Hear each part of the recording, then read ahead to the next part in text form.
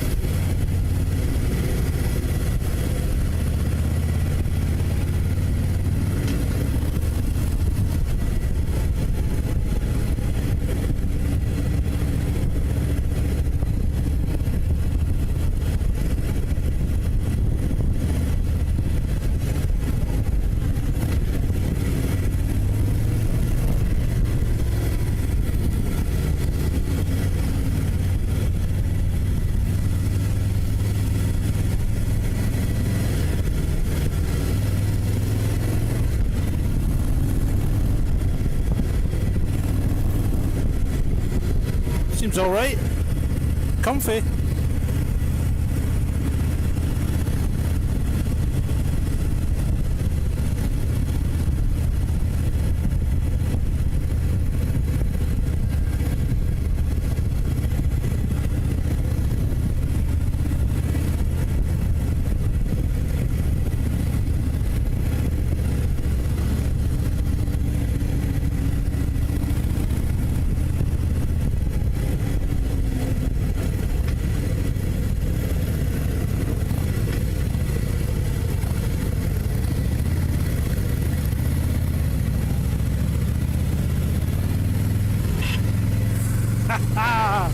Touchdown!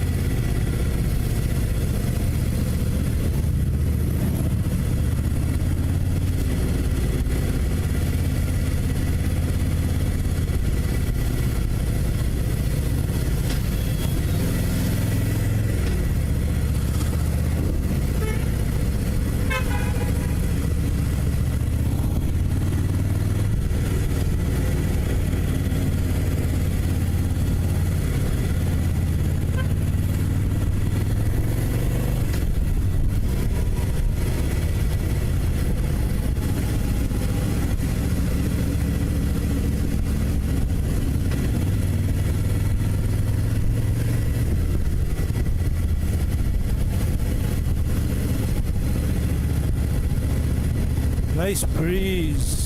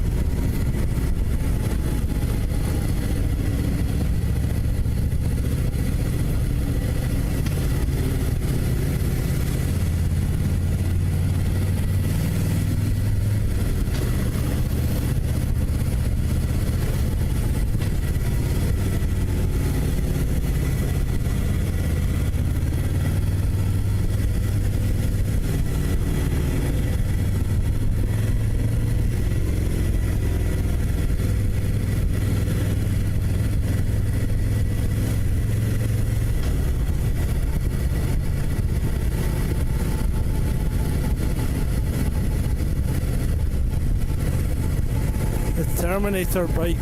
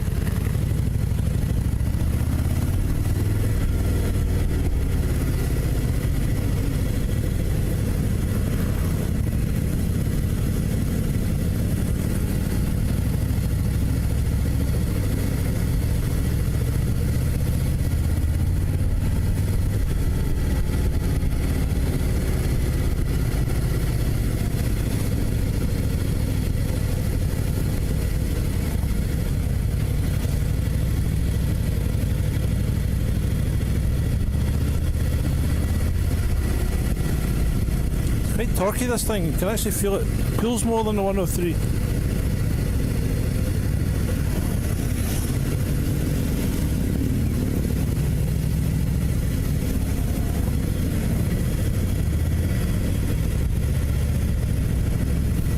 Around these corners with a trailing brake makes it easy.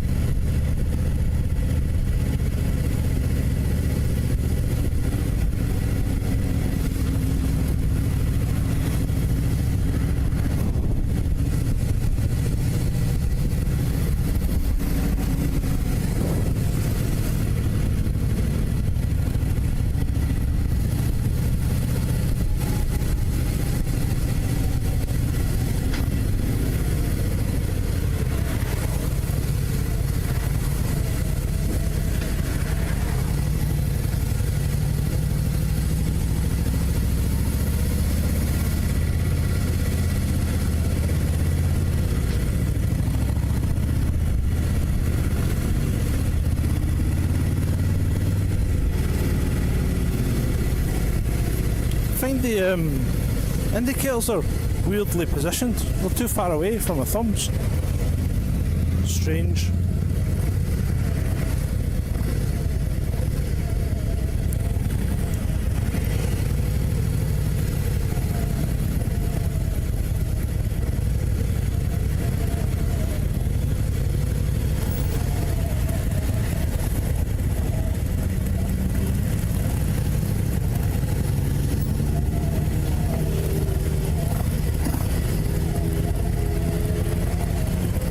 Come on.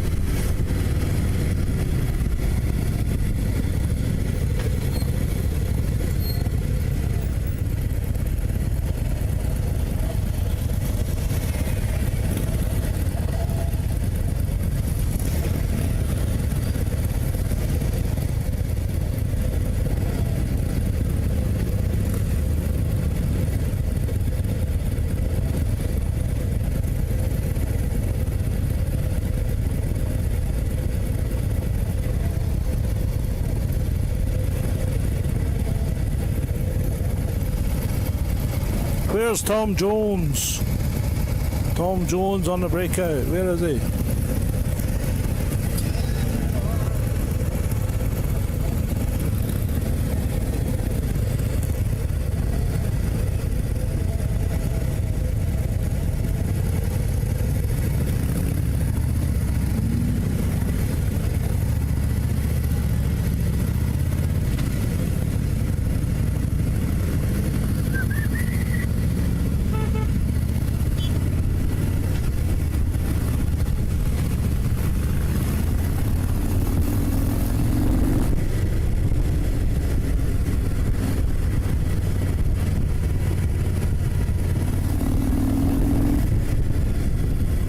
Fair grunt.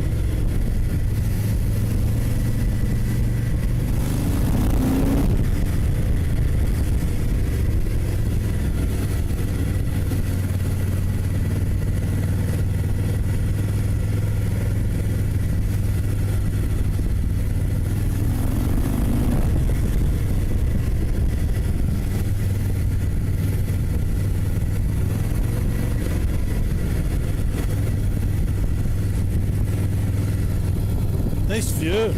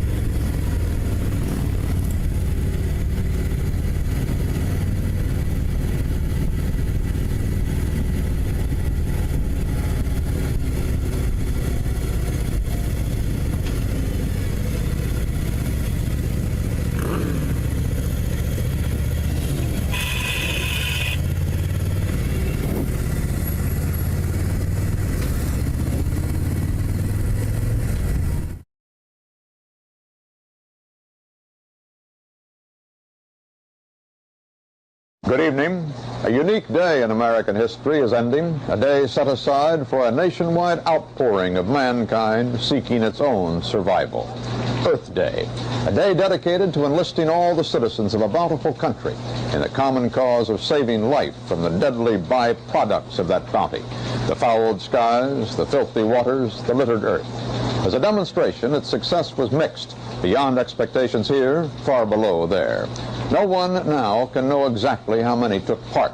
We do have an idea how many planned participation: student groups in 2,000 colleges and 10,000 lower schools, citizen groups in 2,000 communities. By one measurement, Earth Day failed. It did not unite. It did attract that broad cross-section of America its sponsors wanted, not quite. Its demonstrators were predominantly young, predominantly white, predominantly anti-Nixon. Often its protests appeared frivolous, its protesters curiously carefree. Yet the gravity of the message of Earth Day still came through. Act or die.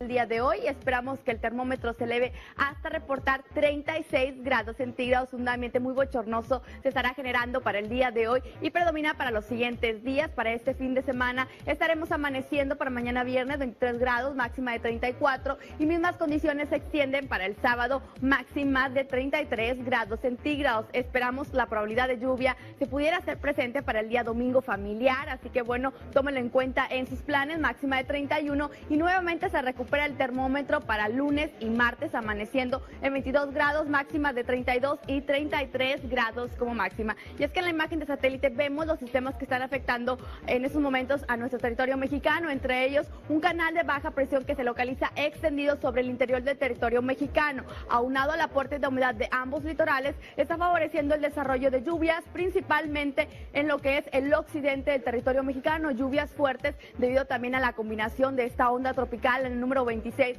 que se localiza sobre el Océano Pacífico. Continuará dejando nubosidad, inestabilidad, principalmente en Jalisco, también lo que es en Nayarit, en Colima, algunas lluvias sobre Sinaloa también se estarán generando. Y bueno, este canal de baja presión que se localiza al sureste del territorio mexicano también está generando nubosidad para estas costas, lo que es del Océano Pacífico y también el Golfo de México, toda la península de Yucatán con probabilidad de lluvia para estos próximos días. Continuamos con más en Gente Regia, como tú.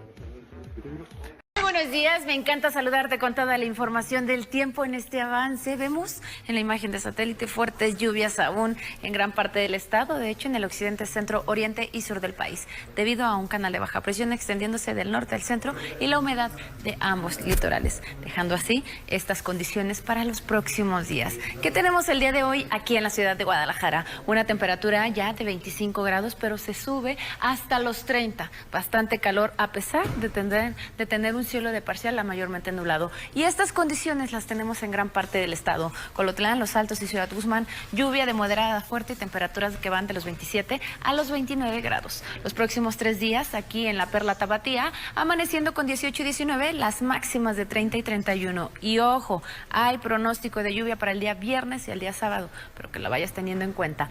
Hay más información, que tengas un excelente ombliguito de semana. Well, first of all, I'm very disappointed in the news about the games, but, you know, it would have been great because we, Scotland, were looking for a chance to compete, especially against the English, under our own banner, you know, the St George's... No, the St Andrew's Cross. That was it. But yeah, maybe we could team up with someone else and offer the games, you know, as a joint host. Maybe somebody like France. What do you mean France isn't in the Commonwealth? But I've been to Canada. They speak French there. Surely... Oh, God. Well, maybe somebody like Canada could help us out then. We could just, you know, zip back and forth. I'm great.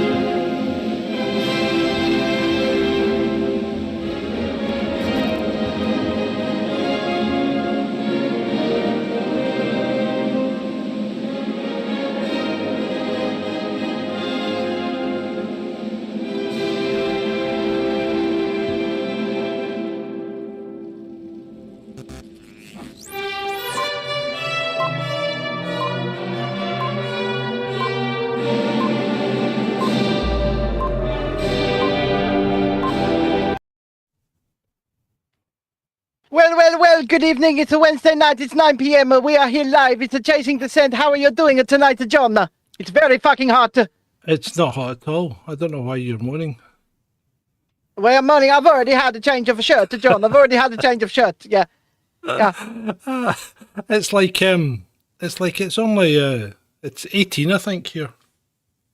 It's far more than that in this room, for sure. It is far more than 18 degrees. What, we are 17? Taking a look at the weather today. 17 it is here now. I will tell you how much it is here, and you're probably going to laugh because it's 18 degrees. It's 18 Militants degrees here, nailed it. I didn't like to say militant, but yeah. What did he say? I've not got the live chat. He says, "Ladyboy, look." Well, what is wrong with the way that I look? Is it making you feel very confusing thoughts? No, not at all. Not after seeing that. I wasn't talking to you, John. I was not talking to you. Anyway, those weather forecasters in Mexico were saying things like, "Do not believe all the hype." You know, it's not that warm for Mexico. It's just pretty much regular. Yeah. And I think BBC have been at it as well. They were showing something like 49 degrees in Tunisia, and when I looked it up, I couldn't get any higher than, I think, 46, but the actual forecast only reached 44. So that's 5 degrees out. That's a massive... Yeah, it's hot, but it's a massive difference. I mean, well, it's North Africa. It's going to be hot. It's just about on the equator, mate. You know, you don't get much hot. The way your lighting is, behind you on your right, the way your lighting is, it looks like there's a flame on the wall. Yeah, it looks like you are a flame. It looks like... The Cerberus has come to claim you, John. Cerberus attacks. Can you come see? To claim you. Come to claim your life. You can't quite see mini Cerberus. Look, listen. Before we talk about what's just gone on in my street in the last couple of hours, what is that? What is that? That's my... I don't know. My daughter gave it to me. I mean, when your teenage daughter gives you something that says that, you've got to think you must be doing something semi-right. Maybe. You know, I mean, she's a teenager. Yeah, she's a teenager. So what's the wine of the week, John? The wine of the week is a McGuigan from, that would be from New Zealand. Is it New Zealand or Australia? It's definitely from down there anyway. So yeah, no, it's not an Ewok. I think it's either a teddy bear or It's like a raccoon. It looks like a raccoon. It does look like a raccoon, but I think it's wearing a mask over its eyes. I have sparkling Bucks Fizz from I found it in the fridge, and so I thought this is really cold, so I'm going to just drink this from the bottle like, you know, an absolute commoner. Yeah, you are a bit of a commoner. Right. Oh yeah, too damn right. Don't forget to hit that like button, folks. Far more people watching than there are with likes. And I want to quickly tell you before the ads start running for you guys. Well, actually, we'll give it a minute. John, I'll talk about what's happened in the street after you introduce the show. I think we should, Ben. We should do that. So, good evening, everyone, and welcome to this episode 237 of Chasing Descent Live. With me, John, and with Ben, coming to you from our respective hot zones. Hovel. Cause I don't give a fuck what you say. Yeah, I'ma do shit my way. So you can go kick rocks, I'ma stack bricks up, build what I want to make. Yo, I got a lot of shit to say, so I'ma do this every day. I'll be writing things until I'm fucking buried in my grave. There we go. Well, beats and tapes. Actually, I have not had a street party. So we were just picture the scene. I'll set the scene for you, right? We're kicking back in the living room, me, the wife, the kids, right? And we live on a crossroads. We live right on the corner of a little crossroads. You know that, John, don't you? Mm-hmm. We're like the second house in. And all of a sudden, from three of the directions, a bunch of cars pull up outside our house. Over our driveway, in the road, 8 cars in total. And I thought, they've watched the streams, haven't they? I'm done for it. I've been swatted. Right? I was like, what the hell? But no, they rushed the next door neighbour, and then they dragged her out in cuffs. Cool. Does she look like you? No, and she's got previous for the old narcotics. Yeah, I know. She's got a lot of previous for the old narcotics. Well, that's probably what's done it, huh? Oh, I would say so. I would say so. It was over so quickly though. It was like worse than my worst performance in the bedroom. Said it again. You know? That's what she said. Yeah. Just in, out, done. Bam, bam. Thank you, ma'am. Yeah, maybe, Spencer. Maybe. Oh dear. Oh, that's right. She used to watch you from the upstairs window, didn't she? She did, yeah. Really weird. I'm watching you. Weird. Yeah, well, you know, I mean, who wouldn't? To be fair, who wouldn't? That's, you know. I don't know. I think you're getting podgy again. I mean, I can't talk, but I think you're getting podgy again. I went to see Mission Impossible: Dead Reckoning today with my son. I know you did. And it was good. It was good. There are a couple of points in it that I like to pull Tom Cruise up on. One, you're a shit motorcyclist, Tom. Right? If the bike's moving, feet should be on the pegs. That's how you achieve perfect balance. You don't dangle one leg off, even going round corners. It doesn't help you. It's a bad habit to get into, and it causes you to get your ankle broken. So stop it. Secondly, your face is looking a bit podgy, as if he's maybe using a bit of the old Botox. Perhaps. I mean, remember, isn't he like 60 now? So. He's the same age as me. Well, there you go. He probably almost. I don't use Botox. I don't use Botox. My head isn't getting physically bigger. Hey. Shalini. Metaphorically, for sure. Shalini, we're both on screen. He has the advantage of a professional makeup team, right? And loads of money. This is loads of money. Oh, naturel. Mr. Jungle Griffin says John is better looking though. Thank you, Mr. Jungle Griffin. I'll take that. In lieu of 10 quid, that'll do nicely. Cheers. Cheers. But you know what perturbed me more than Tom Cruise's bad motorcycling? What was that? That advert, the trailer for For the Marvels. oh my God. This looks like the worst movie ever. It does. It looks awful. It looks terrible. I couldn't. In fact, while we're on the subject of movies, do you want me to? I came across the newsletter from No Agenda today. So John C. Dvorak writes a newsletter for it, and it came out, and he's gone on about, if you read the review of Barbie, right? This is a lame brain, possible career killer that could go down in history as an ill-advised turd of a film. Whatever the case, Mattel actually thinks it's going to be so big that it plans endless sequels with co-production deals. Then there is Oppenheimer, right? Whose story of anguish has been told over and over and over to anyone over 40 who'd listen. Not good enough? So let's take a top Hollywood team and dramatise it to really beat up the public about the fact that, at the core, we are all a-holes. What other point can possibly be made? So there you go. Well, if they're doing film reviews, then maybe we should start sort of merging our stuff into here. It's just maybe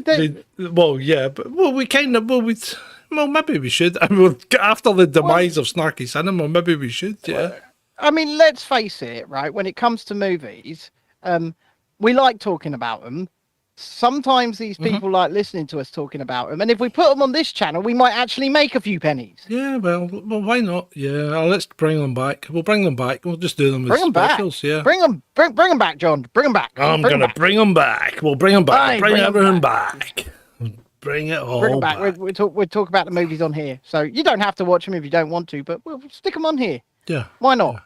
Yeah, because they might make a few pennies for people actually clicking on them. You know. Yeah. Yeah, why not? That's all I'm thinking. Well, we've got to try anything we can to try and boost the ratings. And speaking of boosting the ratings, you did an admirable job last night in boosting the ratings. Well, thank you very much, John. Well boosted. I'm hoping that everybody in the chat tonight came along last night, and if you didn't, you certainly watch it back. It was an interesting deep dive conversation. It was looking into Martin Branning or Dan Wootton, and GB News, and with Nick Cotton from Scum Media /Jack/ whatever he wants to call himself these days. It was good fun. I enjoyed it. And those 2 hours just flew by. Una Smith says last night's chat was great. Well, thank you very much. That's a new name, Una. It is. Hello. But I really enjoyed it, and I hope you guys enjoyed it as much as I enjoyed doing it. Shalini, I have a confession to make. So did he. So did I. Fell asleep. Hopefully moderating the chat. Fell asleep about 10:30. Glad he fell asleep. Who's Sean? UNN, Sean Finch. Oh, yeah, right, aye. He said he was going to talk about it, didn't he? And Una Smith says, hi, I found you via Sonia Polton. Oh, good. Yeah, good. Well, we're glad to have you with us, and we hope you are a subscriber, and we hope you stick with us. You know, we enjoy it. You know, we do a whole bunch of stuff now. It's not just the 3 shows a week. I do these interviews. I'm doing them more frequently. John and Ed go down the rabbit hole, and we're going to add some movies as well. And there's always the odd Himsa. Fresh one out today. Anyway, speaking of the news and the purpose of this Wednesday night show, John, kick us off. Oh, the news. Have you heard of Product 53? I have not. Product 53. Tell me all about it. Product 53 is apparently a new weapon. It's a Russian weapon. So apparently it's a kamikaze drone thing, right? Right. But it's sorry people, it has fold up wings and it launches into the air from almost like a rocket launcher. So it launches it and its wings pop out into this it's like an X-Wing fighter, right? So its wings pop out and then its propeller unfolds and it scuttles off to loiter, as they do, right?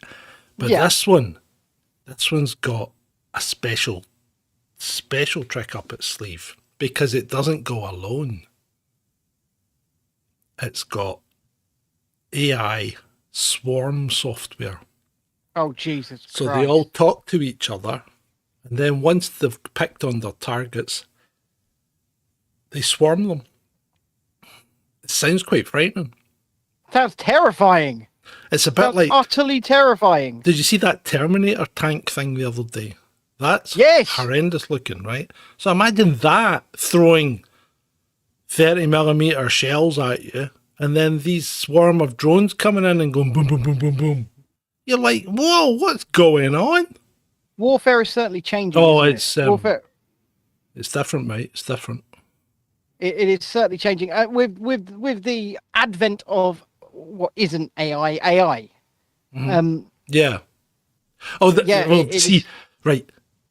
Mission Impossible was all about AI, It was, wasn't it? I know it is. so Yeah. it kind of jumped the And it's shark only a the little first- bit. It is It's only only the first part as well, one isn't of it? two, yeah. But it's like it. I was actually, strangely enough, I was actually listening to a guy last night, all about AI, which was quite interesting. Don Hoffman, Right. Professor Emeritus at one of the posh Yep. US colleges or universities as they are. So he was going on about it, and he said he's of the same mind as me. He says you don't need to worry about AI. It's exactly what you think it isn't. It's an algorithm and it's a smart statistical analysis. And yeah, okay, it'll get some things right, but it's not sentient and it never will be, because at this moment in time, there is no theory as to how anything artificial or anything created can get sentient. Well, yeah. How does it gain self-awareness? Exactly. There is no theory, and there's nothing been done. There's no method of this occurring, right? How But about this also applies to us. I was about to say, let me tell you that there's no way to know how we gain sentience. How are we self-aware? How are we able to make our own decisions, Exactly. calculations, thoughts? Exactly.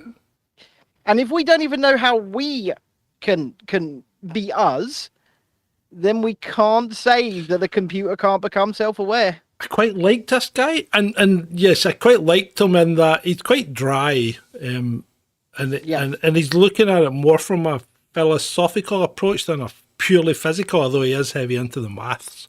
But I quite liked him because his thought process is quite like my own, in that he's off this this we receive the consciousness rather than generate it. Okay. We're like a TV or a radio, so we're picking but up. then that means right. Let me just try and expand on that a little bit. Yeah. That means the actual us, the consciousness that controls the body Yeah. is actually somewhere else. Yes, absolutely. But he goes further. He doesn't think it's just somewhere else. He thinks it's one thing. What that one thing has done is it split itself into many, many different items to have as many different experiences as possible. So when this unit is finished, you just return to the central consciousness. I mean, that is a bit far-fetched, John. Well, It's a bit far-fetched. now we're back down to this is like Buddhism and reincarnation. No, this is Guardians of the Galaxy, John. No, you know, this the is- second one where Kurt Russell's the but living hold planet, on. and then he Right, turns hold on. himself into loads of little versions. Don't turn it. No, it's not like that. Don't turn it into a movie. This is like a religion. This is a bit like Buddhism Okay. and reincarnation, is it not? That's how that works. Perhaps. So it was quite interesting. I quite liked it. Okay, well, I don't want to buy that. Put it that way. It was an interesting conversation to listen to as one drifted off to sleep. I'm not saying it wasn't. I'm just saying that idea is not something I ever want to think about in the abstract as being a possibility, because the thought would fucking terrify me. Why? But no, it shouldn't terrify you, because then once your unit has expired and your consciousness is returned to the whole, you'll still have the memories, but you'll have the memories of everything else as well. So you will be reunited with your lost ones, because you'll have all the memories. Or you'll just be a black hole of nothingness. Well, that doesn't matter. If you're a black hole or nothing, it's not going to matter because then you have nothing to worry about because you're not going to experience anything. I mean, Harold has just told us he does not want his unit to expire because he's quite fond of it. It's going to one day, mate. Sorry. Yeah, that is the only one absolute in this life, is that we will That and return to nothing's- the host. We will expire. That's right. We will shuffle off this mortal coil. We will leave this plane of Yeah, existence. okay. Let's stop the Monty Python part. Right, so, well, Okay. in fact, that's quite interesting because Zelensky seems to be desperate to send as many units as he can back to the mothership. He does. I mean, really, the guy is. I said, look, just shut up, and go to the negotiating table because all you're doing is killing more people. It's enough. Enough's enough. You know, you're not going to achieve anything. And the thing is, see, when you looked at Zelensky, did you see that video today? And I've downloaded it, right? So I don't know if it'll go in a pre-roll or not, but did you see the video of Zelensky prior to him getting elected? No. When he said, well, look, Crimea and East Ukraine all speak Russian. They don't want to speak Ukrainian. I personally am a native Russian speaker. I'm of Jewish descent. Why don't we just leave them alone? And that's the ticket he got elected on. Why didn't he follow through? So what happened? What Uncle do you Joe think happened, but... Victoria Nuland, Uncle Joe Biden, Hunter, and Alex Charisma. Boris DeFeffel Johnson. Yeah, what's his name? Joe Sullivan. Yeah, that's what happened, mate. They all happened. The good old Team America, they installed some freedom for you. And how's that going? Well, you know what? How is that going? Because you know what he's just done today is he's incarcerated a Ukrainian Orthodox cleric, i.e. like a bishop. So he has been jailed because some of his comments during the sermons were a bit too pro-Russian. Oh, get tough. No, this is the country that's fighting for our democracy. That's what they tell us. And that's what they've just done. They've just locked up a cleric because his comments were not following the narrative. And we're next because we don't follow the narrative. So we'll be targeted. We'll be getting listened to by GCHQ. It's probably one of our numbers. Hopefully more. I hope they get adverts as well. Or if not, if they're on premium, we're getting money off them straight away anyway because we get a share of that. So Yeah, we do. Yeah, I mean, it's teeny, but it's Less nice to than know penny. that the government's giving back. Cheers. But at the end of the day, it's absolutely screwed over there. And I want to expand a bit on what they mean by a bit too pro-Russian, because put it this way, when it comes to the Russian citizenry, you know, the everyman that's trying to just make a 9 to 5, keep a roof over their families' heads, feed the wife, feed the kids, whatever. I'm very pro them. Same with the Ukrainians. I'm very pro them. I'm very pro the everyman. Does that make me too pro-Russian? Because Well, right, you know, straight away, you are the bad guy, right? Because you've not picked a side. So if you haven't why picked would a I? side, right, you've got to be the bad guy. yeah, but what do you mean by pick a side? Because This is I don't true. think the sides are. I think the idea of sides is far too nuanced. Exactly. That's what I'm saying. You're a bad guy. You're dangerous. The Russian government can go fuck themselves. You're dangerous. It doesn't matter. You're dangerous because you've not picked a side. You're a dangerous man because you're thinking for yourself and you may cause other people to think for themselves, right? The giant parasite's thinking for me, and then I'm having its experience. Okay. Well, you never know. You might have certain amount of autonomy, right? But anyway, you know, like a little shuttlecraft away from the mothership. You know, you can do your own thing, and then when you go back, you download your memory. But anyway, so you may cause other units to think for themselves, and that might mean that those units then think, "Oh, hold on, we don't need these." And next thing we know, we have a revolution, and that's not acceptable. You can't Look, do I that. can't help being an anarchist. You're a I dangerous, cannot dangerous help- man. Cannot help being of the anarchist persuasion. I've got no choice. And you know what? Anybody that's got the ability to think for themselves, listen to me, God damn it! You've got no choice either. Thinking for yourself, that's Because- subversive, says Tony, and you're correct. That is, and Andrew comes out with a cracker, and I know we're not supposed to be going to the chat, but that is a cracker. I hope I get renditioned. I'm not with a broaden ages. I like your thinking. Speaking of troops, right? Speaking of troops who have done something, well, soldiers who have done something extremely strange. Go on. I sent this news story to you earlier. Let's talk about Travis King, shall we? Oh, well, right, okay. You know the backstory. Well, I've got the story here. I've got the Right, Mail okay. Online So story. you know the in front of me. backstory. You know that he was incarcerated for prison. kicking a police car or something. Yeah, Right. So he's a Yes. US soldier serving in South Korea, age 23. kicked a police car, ends up in jail, gets let out. Instead of flying back home to Texas, which his family thought he was going to do, went on a tour. He went on a tour. Went on a tour of the border town, didn't he? Pyongyang or whatever Did. it's called. And then what did he do, Ben? What did he do? Right, so, well, I need to give you a Did little he bit do more, it little Gangnam bit more style? in the backstory first before Right, I say what he okay. did.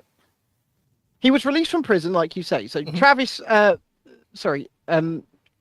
Travis King? Yeah, Travis King, 23 years old, US serviceman. He's been incarcerated in South Korea, like you say, for 10 months for kicking a police car. Mhm. When he's released, he's taken from the prison to customs at the airport. That's Oh, where right. they took him. Uh-huh. So they took him to customs and they left him there. And they Thinking he figured- would get on the plane. Well, everybody thought he would get on the bloody plane. They took him to the plane. Right? And he thought, Somehow, no, and they don't know how. No, I'm they not- I'm do not- not know how. I'm not getting on this He's plane. ended up. He's ended up on a tour. He's gone on a little tour, you know, like a tourist tour.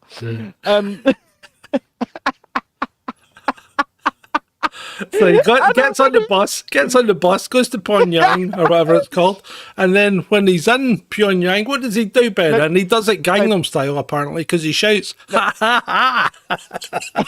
No, Pyongyang is the capital of North Right? Korea. Okay, He whatever. wasn't there. He's running, he's running. He's running where, Ben?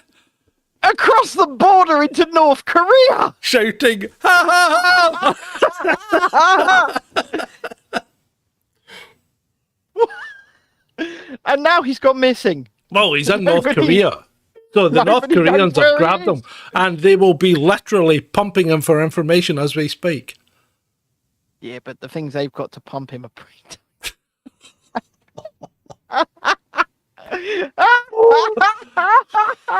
Oh God! You know probably what they just say. don't get in yet. You know what they say, right? You know, What? is it right? What is it? Yeah, Chinese are right. Chinese are generally smaller than the Western man. Well, Okay, yeah. and the Japanese are even smaller. Mm-hmm. Right. Having lived in Hong Kong,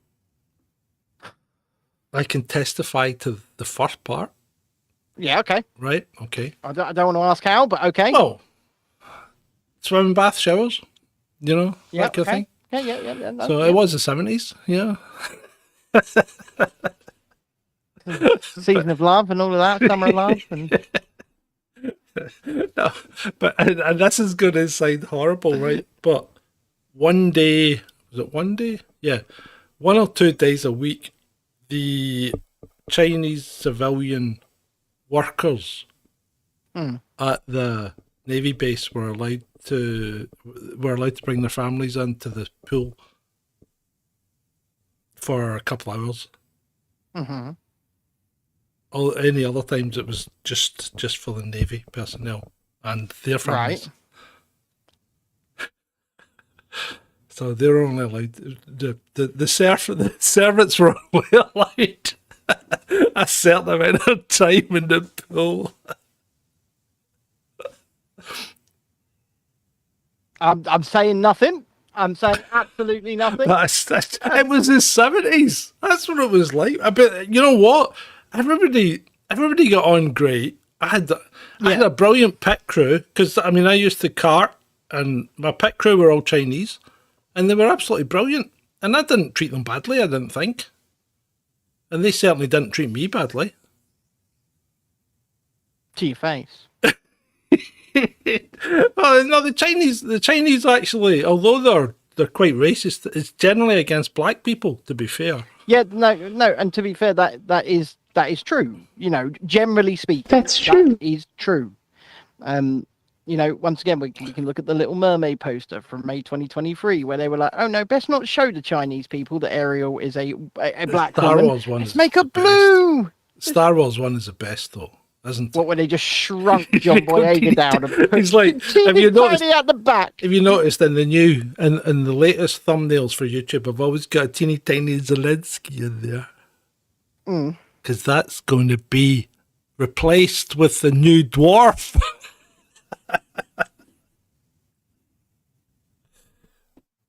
Pardon me. Getting a bit sour now. It shouldn't be. So anyway, yeah, so that's so he's gone missing and we've no idea what's going on. Obviously the Yanks will be cracking up because they'll be thinking, he'll be telling them everything that he knows. And let's face it, he'll know nothing. So no, of course he'll know nothing. He's a 23-year-old newly enlisted serviceman, right? I know. He knows. Do you think he's gone on a bit of a power trip and he's thinking, I'm gonna get Kim Jong-un myself? No. I think he's just gone a bit nuts. He's He's probably never been out the States. In fact, I'll guarantee he's never been out the States until he joined the army. Okay. He's had a bit of a cultural shock by being posted to Korea. Let's face it, Korea's a cultural shock. Japan is like stepping into Blade Runner. It really is. You've no idea how anything works. You go to a vending machine and you maybe want a chocolate bar and you get a pair of used pants. And that's true as well. That is true. I've seen so many videos of that shit. Yeah. Just like, what is going on in a country? But what is going on in this stream where we've got double the viewers that we do the likes? What is going on? Anyway, so yeah, Japan's just an epic. It's just like stepping. You want to experience Blade Runner in real life? Just go to Japan. Just go to Japan. Go to Tokyo. Desperate to go to Japan. Desperate. I really want to go there. Don't blame me when you starve to death because you can't eat anything because you look at it and go, well, that looks like someone just snotted that up in the pavement. And that looks like something that someone just snotted up in the pavement. And that looks like something that someone just snotted up in the pavement. Do you know what these days the traditional Christmas Day meal is in Japan? There's no word to a lie. This is true. What? Right? KFC. They go to KFC traditionally on Christmas Day now. Disgusts me. Because that is the end of culture. Well, actually, the KFC they buy is like a weird vacuum sealed one that's like got gravy and chicken and okay. And they go home and they heat it up. It's still wrong. It's still wrong. This is not right. This is the end of a culture.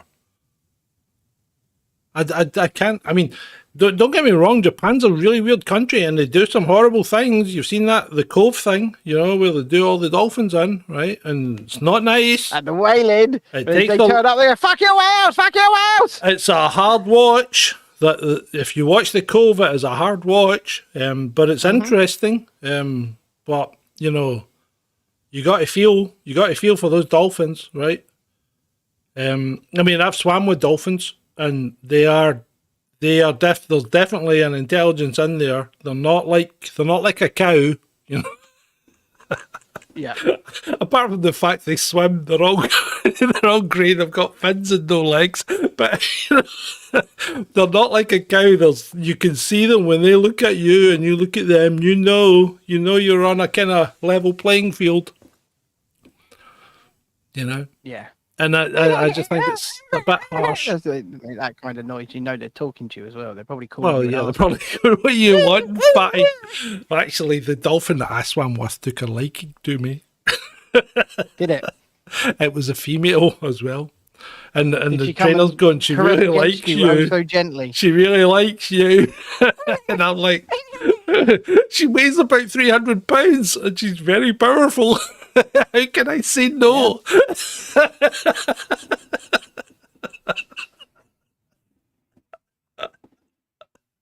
Oh, Christ.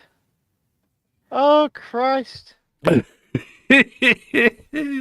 Anyway, I just want to send a personal message from myself, from Ben at Chasing Descent, to Travis King. Wherever you are, I hope your asshole doesn't hurt too much. Hope he's not been probed. Right, okay, shall we move on? You know what I was listening? I don't know what I was listening to. I was listening to all sorts of crap after I woke up last night. And yeah, because you'd finished, so I didn't have that crap to listen to, so I had to listen to something else. So didn't answer the phone, though, did ya? No, my phone goes on do not disturb at 10 o'clock. So if you're gonna, you got to message me. I tell you, I did message you twice. Right, okay. Oh, my phone was on charge last night because it ran really low. But anyway, Look, right. I'll just chalk it down to the fact that he's all the way Scottish, all right? That's what we do. So anyway, I was listening to something and it was the state of the ammo supplies in America. Which What I thought, ammo supplies? That's exactly it, Ben. You've nailed it, mate. You nailed it. Because 155mm artillery shells, time to restock to where they were before they started supplying them to Ukraine at current replenishment rates. Over a year. Well, 4 years. 4 Yeah. years, right? Remember, Yeah. America was producing these things about 85,000 shells a year. They used 60,000 during the entire Gulf War. Russia fired 80,000 a day. A day. Like I said, warfare has changed. Hasn't Warfare has completely changed. it? Javelin before we and do- Stinger missiles, right? Mm-hmm. 18 years to replenish them. So, you know, if somebody said you need to take a javelin to destroy that Terminator tank, I don't think there's any javelins left by the sound of things. It's just, I mean, and they'll talk, I mean, the Senate or whatever, the Defense Committee are talking about putting the USA in a war footing to try and up the thing. But that takes years. That takes 2 or 3 years to spool up. Of course it does. Of course it does. And what I have to say is this. I'm seeing reports, while we're still on this topic, I'm seeing reports that there's something like 26,000 Ukrainians about to be sent up for another round of counteroffensive. Yeah, that's what I was talking about. That was Zelensky putting forward. Yeah. Because he's got It a needs to bunch stop. back. He's got a bunch back from the UK and other foreign countries, and They're you know, going to die. they've been in the UK and getting trained for like 6 weeks, and Russia. You know how? Remember when Russia mobilized? Remember after they get pushed back out of Ukraine round Kiev and all that? Remember they mobilized? And people are going, oh, Russia's beaten. They've not got an army. You know, Ukrainians have just easily pushed them back out. And that's fine, you know. But Russia mobilised, and it pulled up 200,000 or 300,000 conscripts straight away. Yeah, They've been and it training did. for the last 8 or 9 months. Mm. Because Russia's not been advancing anywhere. They've just been basically inching forward or holding pace and just letting the Ukrainians come at them and grind them. And that's basically what's happening, and it's shocking. And the It is thing is, shocking. everybody can see what's going on, and yet nobody will stop it. Why will nobody stop it? I mean, I don't want to see a single further dead Ukrainian. I didn't want to see a dead Ukrainian to begin with, but we're seeing them every single day. Ukrainians are dying. Russians are dying as well, right? And that's not That's not good either. And people will say, "Oh, I don't want to see anyone die." This is exactly like it's not exactly like, but it's very similar to what's going on in what went on in Ireland. You think about it, you got North and South, right? North's occupied by the British, right? South's a free state. Okay. And you get an element in the North that want to remain British. Because they consider themselves British, right? And there's also an element who live there who consider themselves Irish and want to be Irish. The same thing happens in Scotland, except we're too wussy to actually go to fight over it after William Wallace got decapitated and hung, drawn and quartered. But yeah, so the same thing happens in Ireland, and what happens then is, you've got this conflict that's ongoing, and the only way to resolve that conflict, other than one side take over the entire country, is by negotiation. Absolutely. And they eventually negotiated a settlement in Ireland. It's still a work in progress. Yeah, but there could have been a negotiation on this well over a year ago. Yes, there was there about could to have. be a negotiation, and Alexander turned up. Yeah, because at the behest of the US, they wanted to harm Russia, and they've done the exact opposite. In many respects, they've done the opposite. They've made it more cohesive. They've made it leaner and probably more efficient, and they've strengthened its bonds with the other BRICS countries. So this is the news of the day, and it's the news of every day at the moment. And you know what? I'm so damn sick of it. I'm so sick of hearing about people, pointlessly fighting in these wars and pointlessly dying and pointlessly going and fighting one another for the dick measuring contest of their leaders. It's doing my head in. It is. Yeah. Yeah. Anyway. Una says, as an Irish woman, all I can say is I hope it doesn't last 30 years, but sadly there's already a lot more deaths. Yeah, there is. Yeah. Yeah. And the thing is, Ireland's not finished. That's a problem. No. It's not really. It's kind of like an extended ceasefire, I would say, at the moment. But you don't want to go back to what it was. I remember I had injured myself and I was at the police convalescent home in Perth for a week, getting physiotherapy and all that kind of stuff. And there was a stack of guys there from Ireland who'd lost limbs and been paralysed and stuff like that because they'd been blown up, basically. And once again, it's just not something that I know this sounds almost silly and childish, and it's so simple, but when somebody you elect to represent you tells you to go and die for them, you tell them no. Yeah, I know. And we discussed this the other night, didn't we? Because we did. This is the problem: is they rely on the youth, and the thing is, today's youth in the West won't respond to that anymore. No. Sorry? They're more likely to say no. Well, that's what I'm saying. They won't respond to that anymore. So what's going to happen is we're going to end up that we can't defend ourselves against anyone. Because look at the state of our army as it is. I mean, as they say, you put our army in any football stadium and you're going to have 30,000 unsold seats. I don't know, actually. Okay, I'm going to push back on you a little bit here. What do you mean you don't know? I'm going to push back on you a little bit here. Go on, because push all you like. The youth of today, a portion of them, at least a large portion of them, I would say, are emotionally unstable and will burn down a Starbucks if they're told no. No. So they won't really, though. They won't go and fight for you. They won't go and fight for us, no. But if they think someone's been misgendered on Twitter, they might. By the same token, what were we actually fighting for? When you look back at most of even if the whole Second World War thing is a complete and utter rabbit hole in itself, right? And we're not going to go into it because it is a rabbit hole.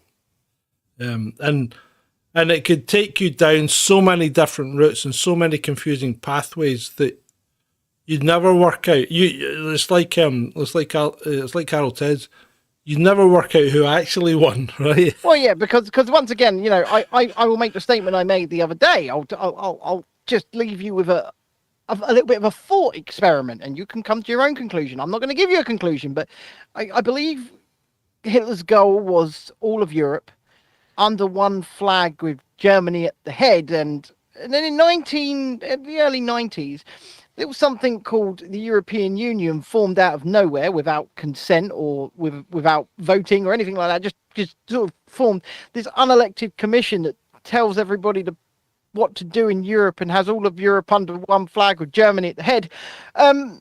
You decide what that means, because I can't tell you.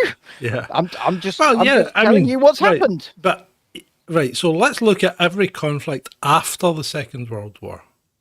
Mm-hmm. Okay. What we've been fighting for? I mean, we refused to go to Vietnam, and that's the most sensible decision the UK ever made. We're not going to Vietnam, right? I agree. Because Vietnam was to prop up the democracies against communism because of the domino theory, right? And that if one country fell, they would all fall. And they're using this again now with Russia and Ukraine, because if Ukraine falls, the rest of them will all fall. No, they won't, right? No, they won't. But apart from that, so that was I still don't quite understand how Russia are fighting for my democracy. Oh, sorry, Ukraine. They're not. I don't know how. I don't understand how this war has anything to do with that. It's just a byline. It's like it's like stay home. It just doesn't make any sense. How are they fighting for us? What was the three slogans? Stay home, protect the NHS, save lives. That's it. It's just like that. It's just another mantra. It's a mantra, you know. They're fighting for your democracy. If they fail, you'll lose your democracy. No, we won't. No, we won't, because they're not fighting for us. They're fighting for themselves. And even then, they're not really fighting for themselves, because the part that they're trying to defend was the part they were hitting beforehand. It's like say I'm walking down the street and you come up and punch me because I've been abusing my wife. Mm-hmm. And then I turn around and give you a sound thrash, or try and give you a sound thrashing, and she jumps in on your side on this occasion. I don't know. I don't know what I'm trying to say. I think I'm losing it. Couple bits of housekeeping. First of all, before we were around roughly the halfway point, so I'm going to give them a bit of housekeeping. First of all, if you've not already clicked that share button, it's time for you to do that. Click the share button. Send people out. Evangelize. Down there. Little button says share. Give it a click. Put us out onto all of your social medias. Tell people to come along. Let's grow this community. Let's have a laugh. Second of all, we do prioritize super chats in the chat. So if you are inclined to send one over, we do prioritize those. If you'd like to become a citizen of Veradora, our totally legitimate fictional country, then, John, do you want to play them the advert? No, we'll not play the advert, but what I will do is I'll play the role of citizens after this, so that everyone can see it rather than at the start or the end, so we can put it in the middle, yeah. But what you can do is you can join Veradora at ko-fi.com/Chasing Descent. That's the best way. That's the best way of joining Veradora. Do you know what? It's there in the chat. It's there in the chat right now. We just need cash. I know a lot of people want to send blankets or water. Just send your cash. Finally, before we move on the show, I've just had a message. The week after next, I will be doing a one-on-one with a young lady called Charlotte, who labels herself the Baroness of Burnley and has a very large Twitter following. Cool. She will be live with me on Chasing Descent the week after next. Cool. So I'll finalise the actual date, but it's the week after next. Okay, that'll probably be a Tuesday. Yeah, and I've also got Abby Roberts coming at some point as well. Cool. Just got to lock in a date. Anyway, let's go. Pause. Let's keep.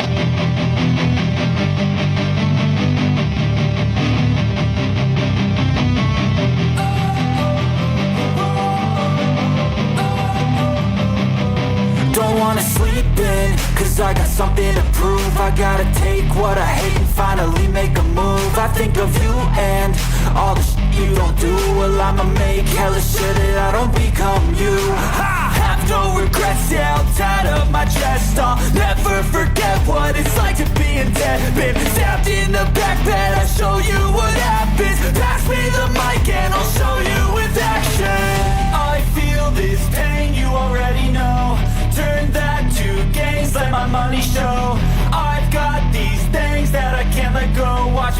this life into something that you can never own.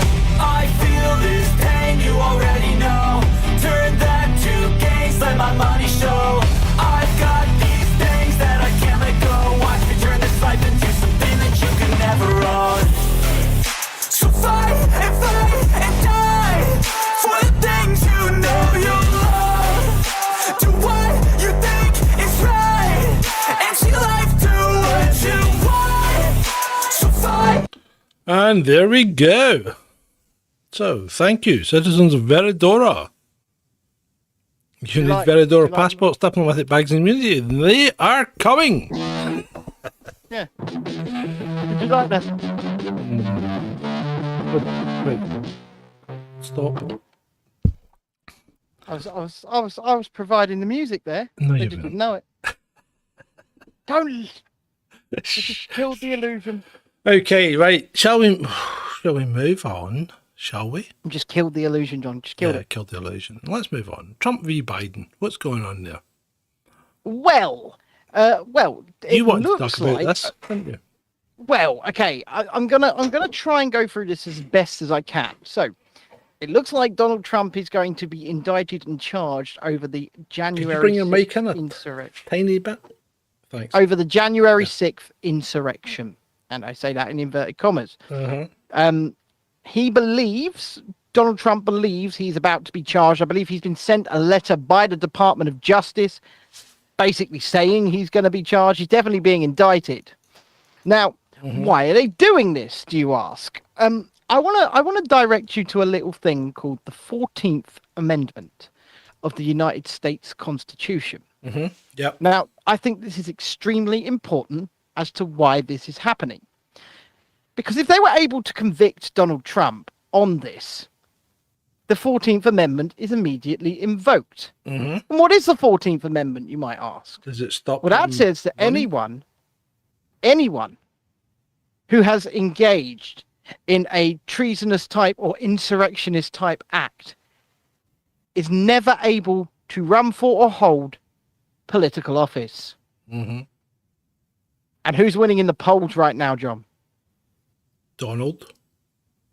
This is election interference at its finest, as far as I'm concerned. I'm no Donald Trump fan. You all know that. The words banana republic just spring to mind every time you look at American politics these days. Oh my God. Oh my God. I mean, how can you not see it? That's the thing. How can people not see it? How can they not see what's happening here? I can fully see what will, if Merrick Garland's Department of Justice, Joe Biden's Department of Justice, is able to pull this off. You watch the 14th Amendment come into play. You heard it here first, because I know many of the people listening to this will have no idea what I'm talking about. No, I've heard that elsewhere. You heard it here first. Okay. But yes, no, you're right. You are right. Now, my view still is that Biden will not be running for president.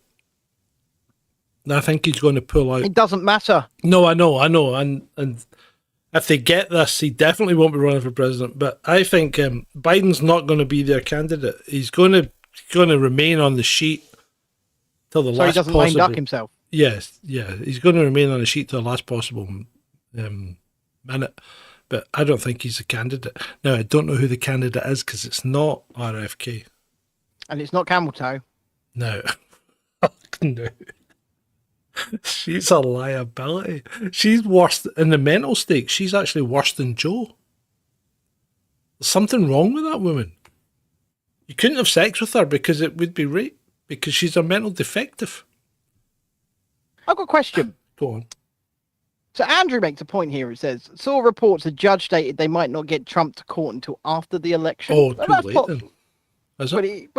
Well, I have a question. And this is a theoretical that I would like somebody to look up, perhaps, or YouTube. Right. If he were to be elected president and then they tried pulling him in on these charges, could he simply just pardon himself? I don't know if a president can pardon themselves. I don't know. Interesting. You know, the thing that really, really pisses me off is he didn't pardon Assange and Snowden. Snowden. Yeah. I agree. That's the things that pisses me off. I'll tell you why he didn't pardon Assange and Snowden, because he's not your saviour. No, he's not. And And people think he is, and he's not. He's a businessman. You know- He's a businessman that made good, and he's not what you think he is. No. And people think he's And some I'm- sort of all-conquering hero, and he's not. He's not going to help you out, I'm not saying this to upset anybody, and I'm not saying Yeah. this because I hate the man, because, at the end of the day, I'm indifferent to Donald Trump.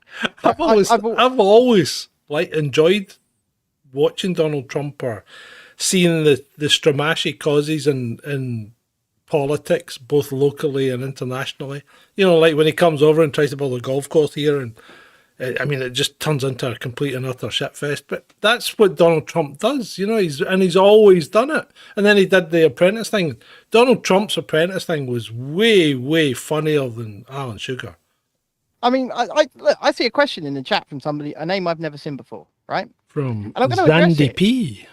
It says, if conservatives aren't far right, then why are they silent on the far right Nazis, and why they don't oppose these Nazis? Well, I I don't can't answer that because I'm understand. not a I conservative. don't know what you're talking about. I'm a lefty.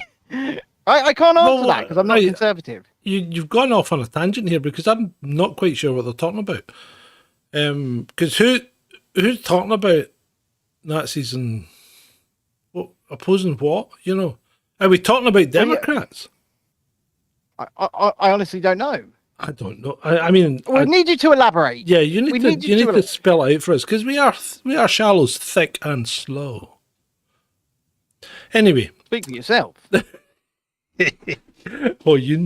not. Zandy says, I'm just asking. Well, feel free to elaborate and but tell us you what need you to mean. tell us more. You need to tell us more because I'm not quite sure what your point is. If you Once again, I'm a lefty, so I can't speak to you from the point of view of a conservative. I don't know what I am. Well, fascism is not a right-leaning organization. Fascism is a left-leaning organization, in my view.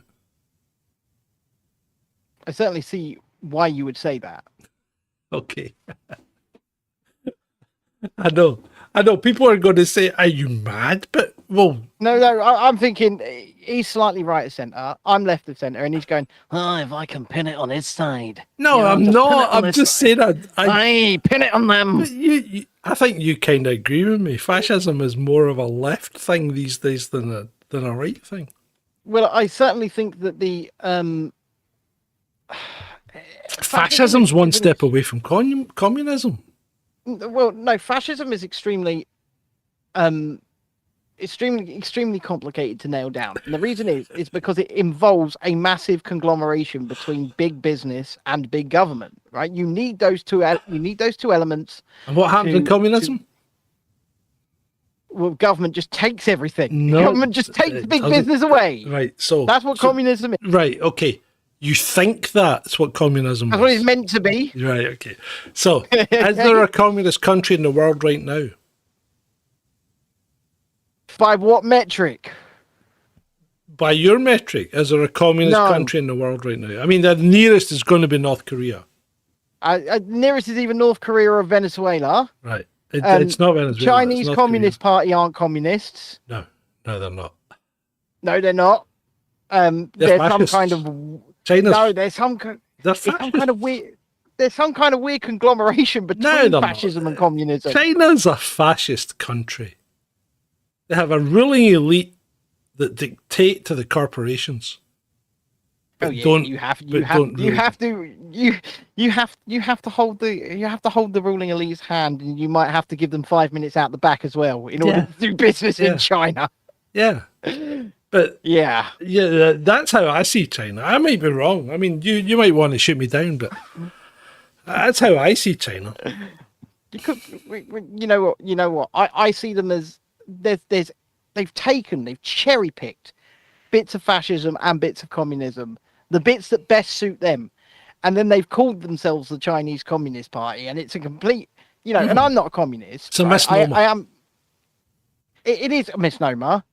Zandy says conservatives always criticise and attack left-wing counterparts. Then why right-wing conservatives doesn't question these Nazis? GB News, Talk TV, and right-wing British tabloids are the example. So why don't they criticise anybody further right than them? I think is what she's getting at.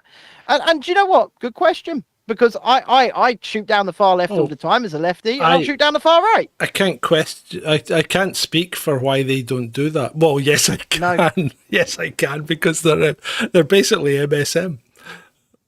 Yeah, they're basically mainstream media. So that's why they don't do it. Media. Because they're ruled by Ofcom, and if they step out of line, they get hammered.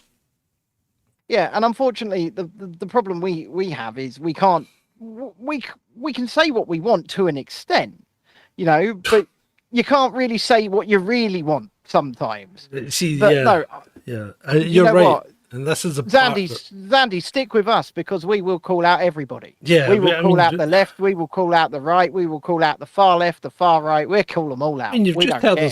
you just heard our views on Donald Trump, right? Indifference.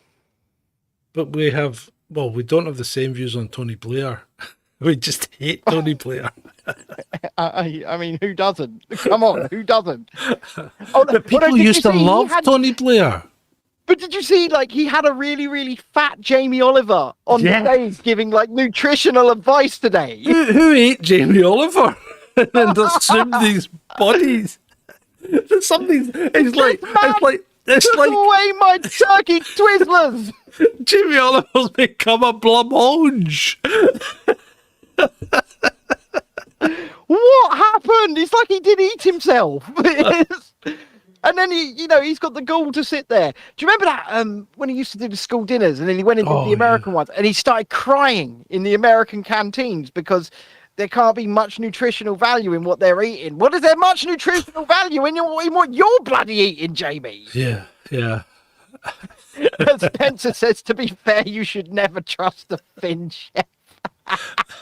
Well, I don't know, but yeah, I think the problem we have is we look at everything fairly equally, and that's not something that people like these days, because I mean, I've been called a pedo. I mean, let's face it, I don't actually use a left-right slant when I look at an issue. Yeah, I don't care about that. But you've not been called a pedo just because you ask a question. I mean, this is the part I don't understand. You cannot question anything. People just say things, and if they don't like it, they call you something stupid. You know, and it's like the R word that comes out all the time. It's overused, isn't it? You're a race. Sandy, the far left will use violence, and in fact, in Portland, Oregon, a far left Antifa activist walked up to a young man because he knew he was a conservative and just shot him dead in the street. Yeah, killed him. Yeah, I think if you have a bias, if you have a bias here, you're maybe letting it slide one way or the other, right? But you know what? Both sides are as bad as each other. In fact, two sides of the same coin. Yeah. In fact, they want the same things. At this point in time in the world, or in the Western world, there's probably more violence generated from the far left than there is from the far right at the moment. At least I would say that documented, for sure. Yeah. I agree with you. I mean, for example, right? And let's go back to the 80s when they used to go, the bully boys used to go out and go, can't see it. Don't say it. They used to go something bashing, remember? Yes, and they shouldn't have. No, they shouldn't have. But that was extreme. I would say that was definitely far right behaviour, right? I agree. But you get the same thing now, but on the other side. I mean, look at Mitzi. What's that? Is that far right? Is he far right? I don't think Mizzy. No, but what is he? Behaviour. I don't know, and I don't. But he's think playing on the far left narrative. Right paradigm. He's playing on the left narrative. That's right. I'm not going into mass shooters, right? No, I'm not going into it as well. Because we don't have mass shooters here, right?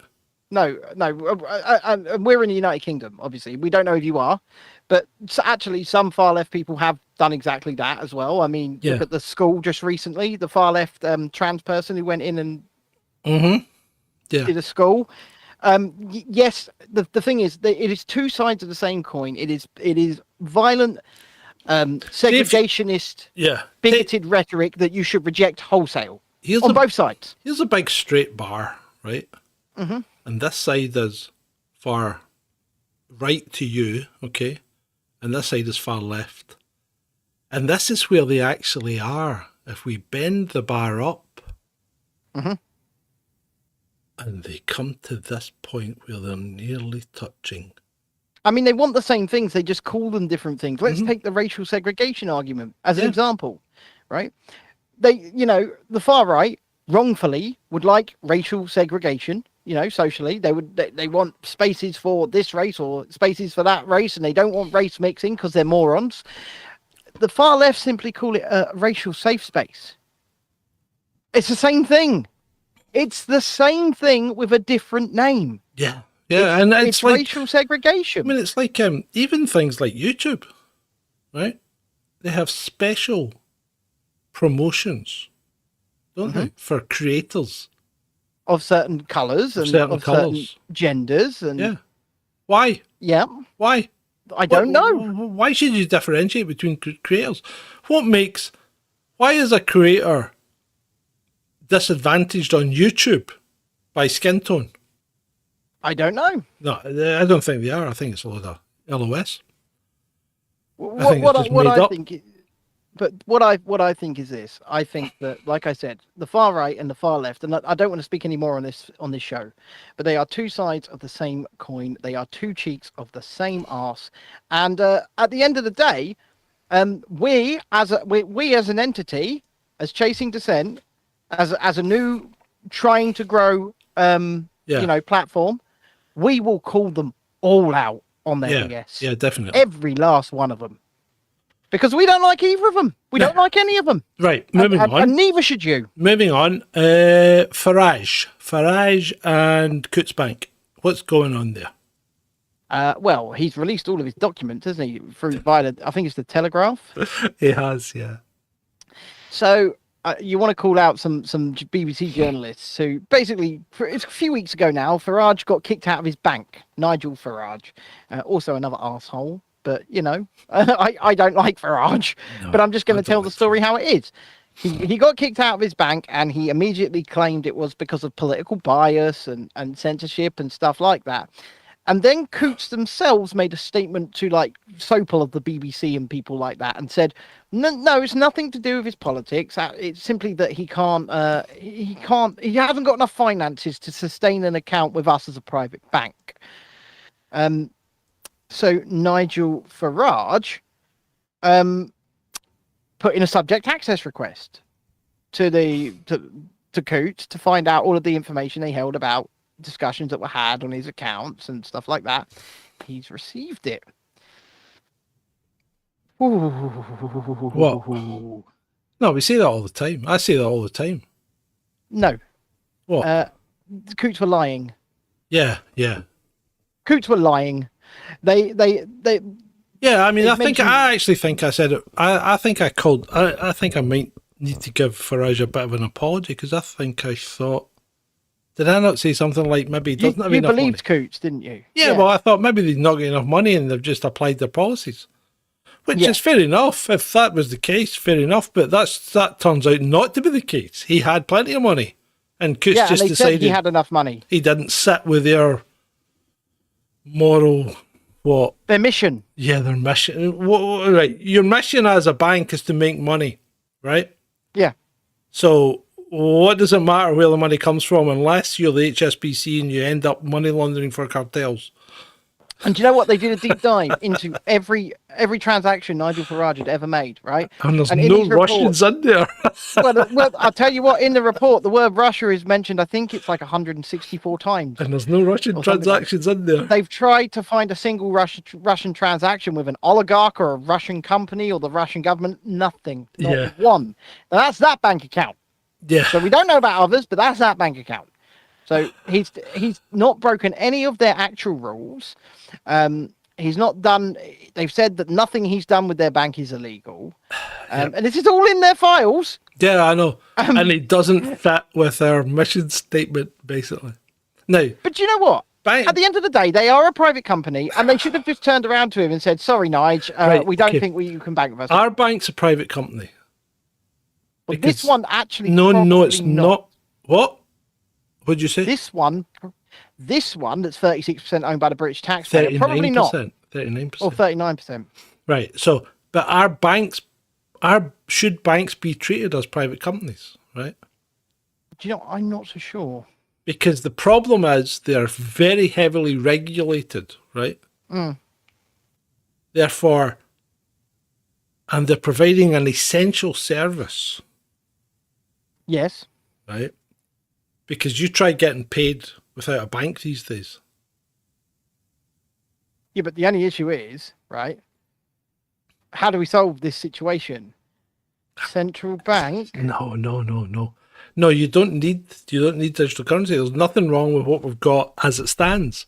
You just need them not to play favourites with citizens. No, I think you're right. I think they should not be able to do what I believe they've done here, which is politically discriminate. Yeah, exactly. Which is illegal, I believe, anyway. I believe that is illegal. Yeah, I think discriminate against it somebody is. based upon their politics. So really, they've overstepped their remit. I think. I mean, if you want to bake a cake for if you want someone to bake a cake for you, and the person says, "I'm not baking a cake for your homosexual wedding," Wait, yeah, that was a thing that happened in America. and it happened in the UK. I didn't Was it not the realise UK that? Do you remember that? It was USA. It And it was went- USA.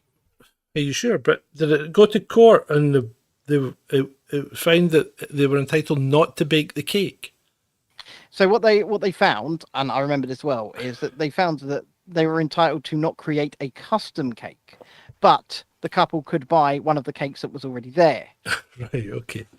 Right. So they were entitled not to create an artwork that So- went against their own. Right. So there you go. There you go. Brilliant. That would work for a bank because Yeah. we can't give you a custom product, but you can take our off the shelf current account. Yeah. Yeah. Yeah. So, yeah.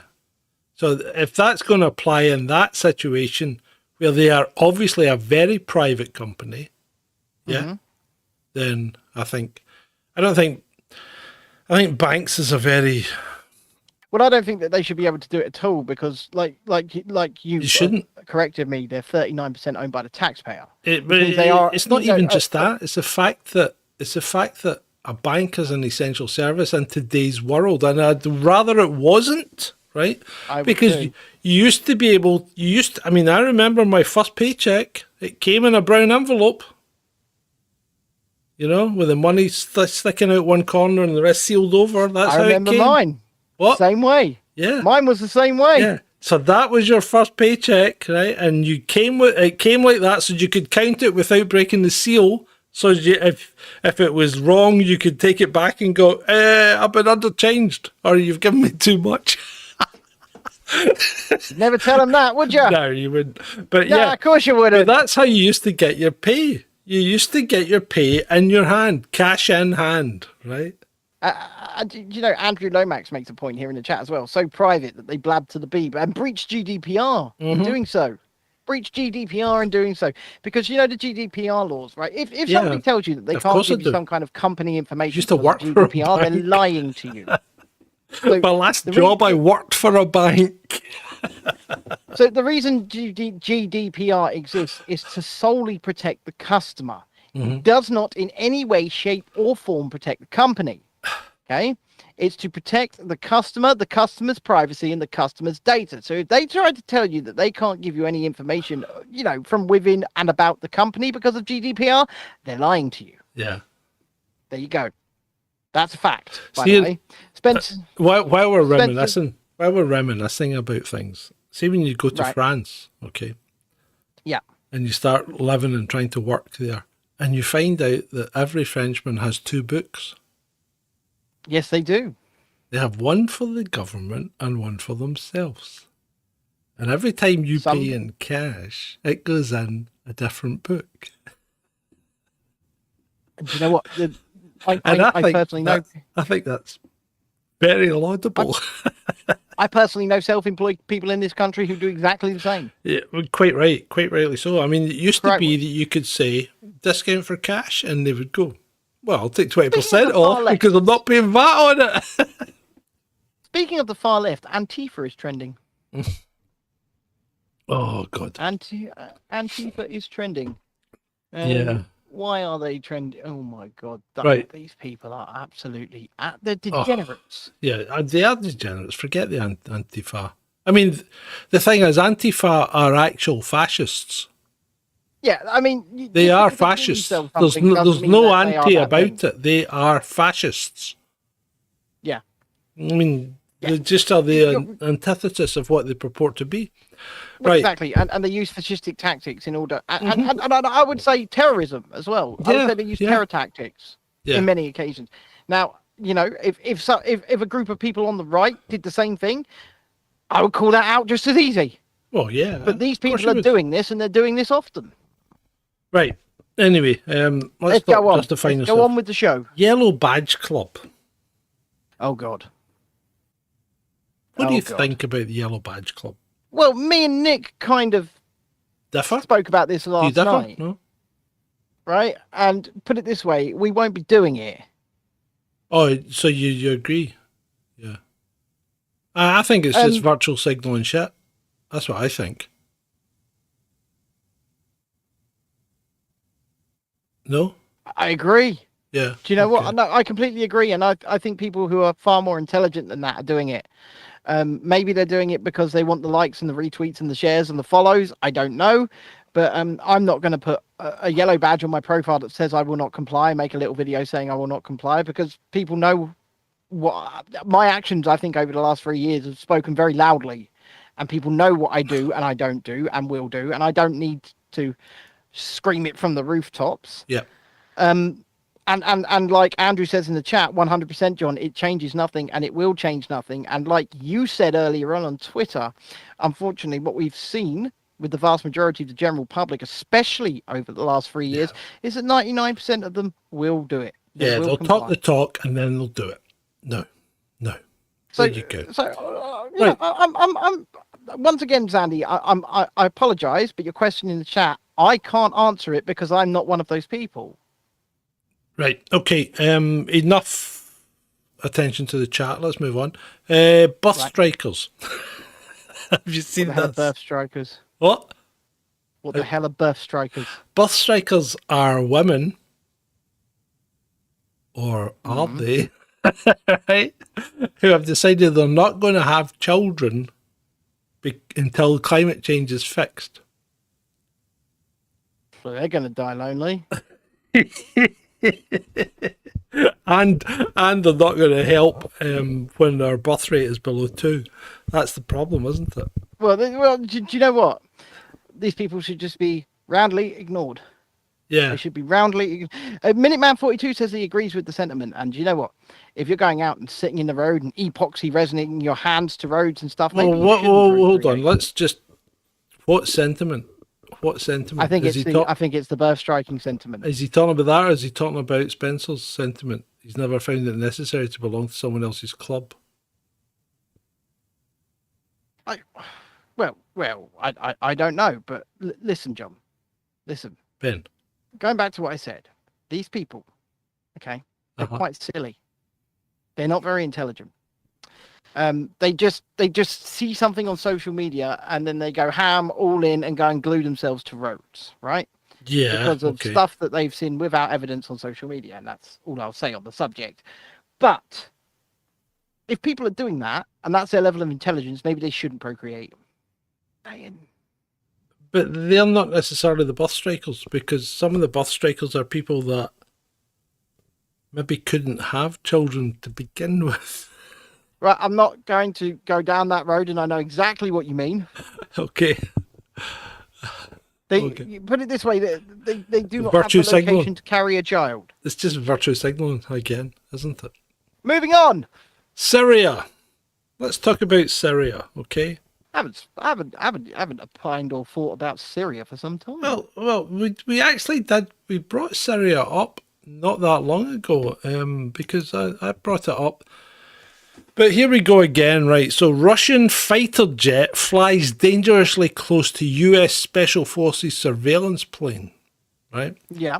A Russian fighter jet flew very close to a US surveillance aircraft over Syria, forcing it to go through the turbulent wake and putting the lives of the 4 American crew members in danger, US officials said Monday. Right, okay. So the Yanks are putting a lot of egg on this, okay, because this happens all the time.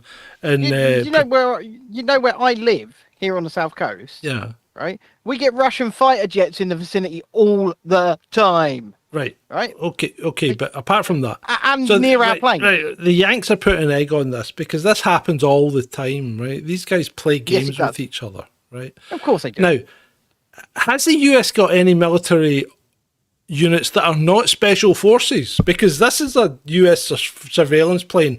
Why is it US special forces? Do they have anything that's not a special force? Or are they just special needs force? Right, but apart from that, I don't know. So I don't know. The Russians are playing games with them, like they did with their drone over the Black Sea. But the question I've got to say is, so what, America? Because the Russians were invited to be there by the government, and as far as I'm aware, America's there illegally stealing their oil. I don't know.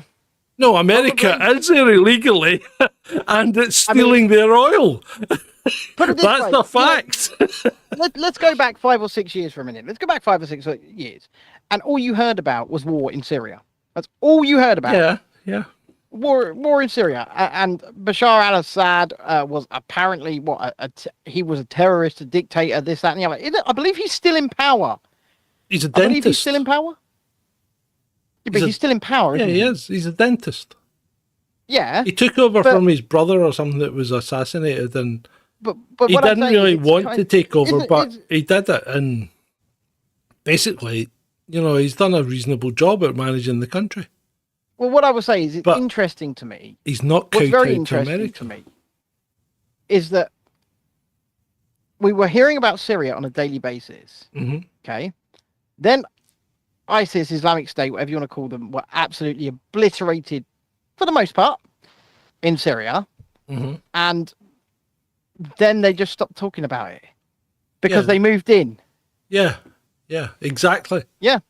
So the Americans are there illegally. They have a land base there. They're stealing their oil, and they are dicing with the Russians. Now, if there's going to be a hot war anywhere, right, it's not going to be in Ukraine. It's going to be in Syria between the US and the Russians, because that's the place where they're directly in conflict.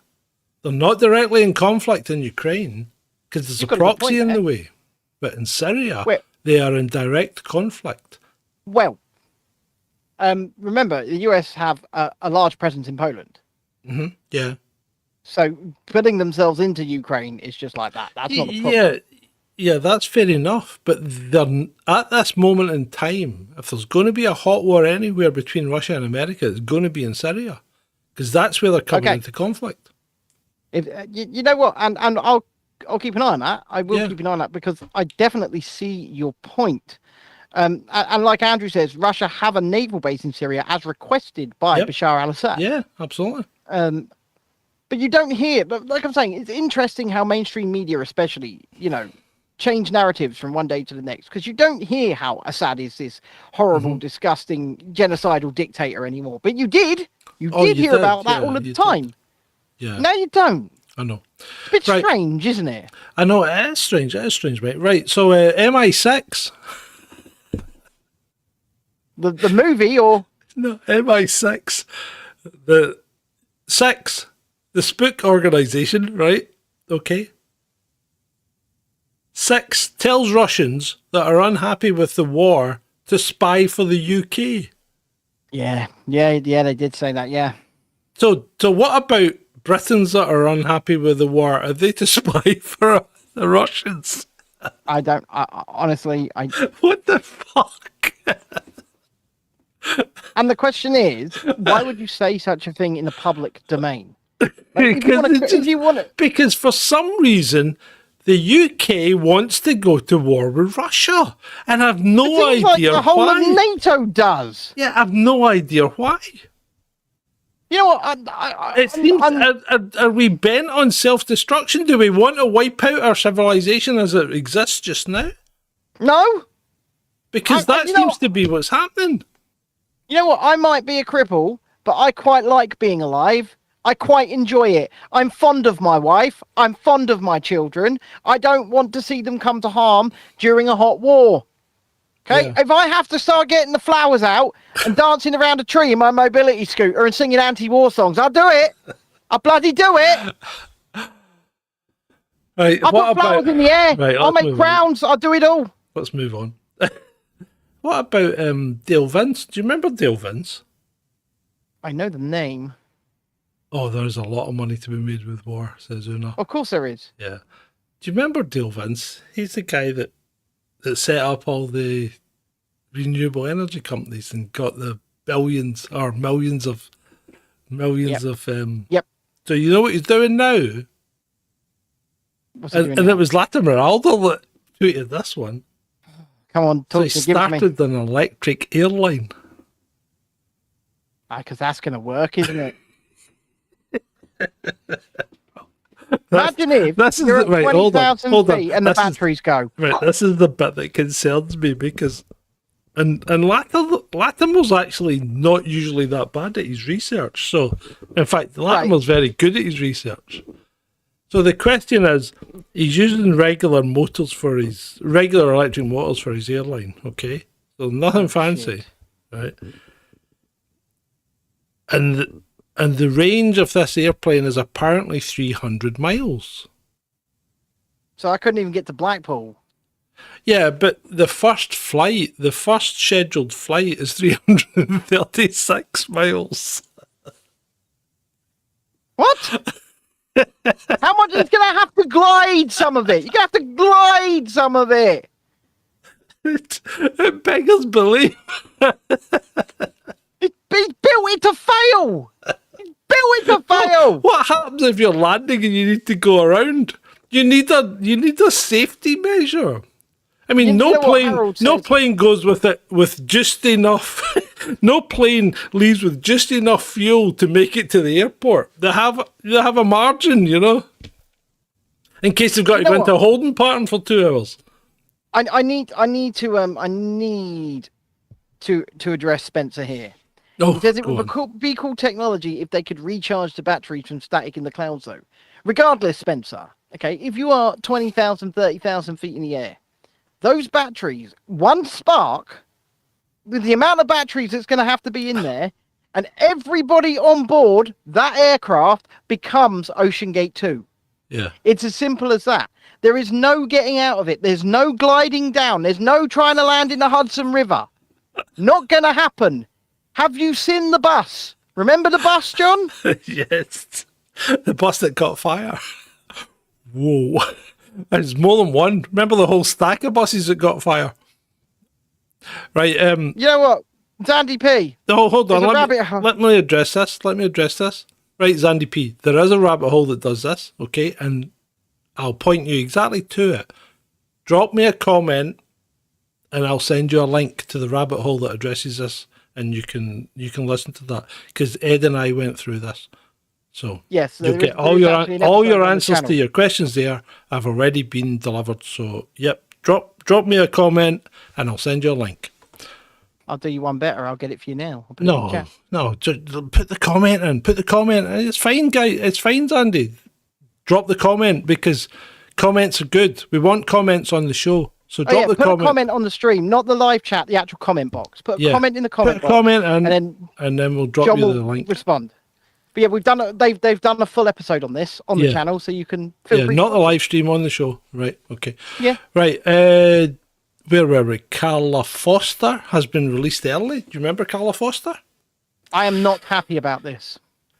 Yeah, it's So what's the basis? What's the thinking about releasing? Well, maybe we should fill in, and you're probably better placed than I am, Ben, to give the audience a overview of what happened. I need to. Whilst I'm doing that, could you quickly Google for me, because I need a quick fact check on what the legal limit is in this country. 26 You know weeks. what I mean? It's 26 weeks. It's 26 weeks, mate. Yeah. Okay, so We're not angry. Don't be silly. No, we're not angry. See this face? This is my resting bitch face. This is. It's Scottish. He's Scottish. Don't worry about it. But anyway, Carla Foster, during lockdown, and we were going to talk about this last night, because I think me and Nick would have probably quite heavily disagreed on this, actually. Oh, would we? That would have been good. That might have kept me awake. But Carla Foster was pregnant. She was 36 weeks pregnant. Okay. Yep. She called up an NHS service that provides medication to end a pregnancy. But this service, day after pill, basically. Yeah, this service is only to be utilised up to 10 weeks of pregnancy. Okay. And once again, the legal limit of pregnancy in this country is 26 weeks. So Carla Foster calls up this service and willfully lies to them about how pregnant she is. Yeah. She says she's under 10 weeks when she knows she's 36 weeks, right? Yeah. My son was born a week earlier than that. Yeah, okay. I mean, a normal pregnancy runs for 39 weeks. Oh, it's actually 36 to 40 weeks is the average. Okay. 36 to 40 weeks. 39 weeks. Carry on. This child was viable. As in, if it were born, it more likely than would have survived outside of the womb. Now, Carla Foster had to deliver this child. Either way. Yeah, it's going to be substantial. So Carla Foster lied to the NHS to obtain this medication to end this pregnancy at 36 weeks. And by that, it means end the life of the child. Now, once again, here in the United Kingdom, the legal limit is 26 weeks. And do you know what? I think that's kind of fair. I think that's the right kind of balance. Now, I am neither pro-life or pro-choice. My stance is extremely nuanced and really only affects myself and my wife and our family. But I think when you get to that point when she had to deliver anyway and the baby would have survived, I think the charges had to be brought. Yeah, okay. Because it's no different. It's no different. So there's going to be you have to take cognizance of the person's mental state. Yeah. And yes, I know by the fact that she did particular searches and things and lied. Knew what she was doing. She did know what she was doing, but that doesn't... She Google searched, can you go to prison for ending a pregnancy at 30 odd weeks? But that still doesn't say that her mental state was stable, does it? Yeah, but let me ask you this question. I'm just towing the center line here. Yeah. Okay, yeah, and the question I'm going to ask you reflects to that line. So if that were a 2-day-old baby in a car and she ended that baby's life, yeah, if she strangled but would the mental state be a factor in whether or not she should be sentenced? Well, it would be a factor in the amount of sentence and where she should serve it. Yeah, of course it would. Because she may end up serving that sentence in a mental institution rather than in a prison. I struggle deeply with this. I really do. Because all it does is set a precedent that says that you can do this and essentially get away with it. Because, she served a little bit of time and it weren't a lot. But they released her early. Very early, in fact. Yeah, they did. I would rather have seen her been released into medical care than been released into the community. Una Smith says anything past 12 weeks is getting into dark territory. She knew what she was doing. Well, we have a legal limit. Yeah, there is a legal 26 limit. weeks is the limit. She wasn't, a few days past that. She was 10 weeks over it. Mm-hmm. Yeah. And she was Google searching whether it was illegal. And she knew it was. And she called up the service and she lied. And then she delivered a baby that was no longer alive when she could have just asked for an induction, Because that's what you can do. At that point, you could say, my mental state's not right. I need to deliver this baby now, right? You go, it take a while. Problem it take a bit is, convincing, but they would induce it. but the problem is it not the case? And I mean, I can't speak from experience because I'm a complete and utter bastard, right? But yeah, is it not the case that people who are suffering from mental health problems don't ask for help? Is that not the case? A lot of the time. Yeah. And that's the problem. Because if they're suffering from mental health and they don't ask for help, they think they've got to deal with everything themselves. And they never ask for help, and then they make wrong decisions. So the question is... She asked for the wrong help, but she asked for help. Yeah, but you've still got to take that into account when you're doing the sentencing and when you're thinking about how they should be serving it, you know? And, well, hey, I know people are going to say you're wrong, but yeah, I know. I'm not condoning this at all, but I'm trying to look at it from both sides, because what kind of mental state was this woman in? That's the problem. Was she a cold, calculating killer, right? That's the question. Was she a cold, She has other children. Yeah, was she a cold, calculating killer, right? And she just decided she'd had enough kids and that was it? Or was she in an altered state because of hormones or whatever? And I'm not giving outs here, but was she in an altered mental state and she needed help? That's the problem. And the thing is, sitting here, right? Sitting here, we can't determine that. We just can't. But what we can determine or what we can deduce is the facts. And the facts of the matter is, she knew what she was doing. Mm-hmm. She will. Oh yeah, well, obviously she did. Yeah, she'd had Google searches. Yep. Mm-hmm. Yep. And at the end of the day, I worry, right? And maybe my worry is misplaced, but it seems to me like she's just been released to have her kids back and go back to a normal life with her kids. I mean, that's what I was saying. She's ended the life of one of her kids. Well, that was my point, and one of my points was, I think I'd rather have seen her released into some kind of mental care initially, anyway, to evaluate her status and see if she was ready to do that. I hope she's in a halfway house of some kind. I really do. I don't know the situation, but you know, the whole thing's quite tragic, right? It is. It is tragic. You know, as parents ourselves, you know, maybe we look at it differently to some people who aren't parents, for example. They're going to look at it completely differently. I mean, we would never do a thing to harm our children. We just wouldn't. And to look at somebody else who had that, and I'm going to say the word miracle. She had that miracle, because that's what these kids are, right? She had that miracle, and she just ended it. I know. I don't know. It's a difficult. It is a difficult one. It upsets me. This is a difficult one. That is a difficult one. It upsets me. Yeah, it upsets me deeply. Okay, well, let's move on. Right. So, yep. And this isn't any less tragic. Right. But it disturbs me to a degree, right? Because I think it's indicative of the society within which we live now, right? And that it wasn't his fault. Okay. So 23-year-old airman, RAF airman, gets drunk, crawls into bin. Remember?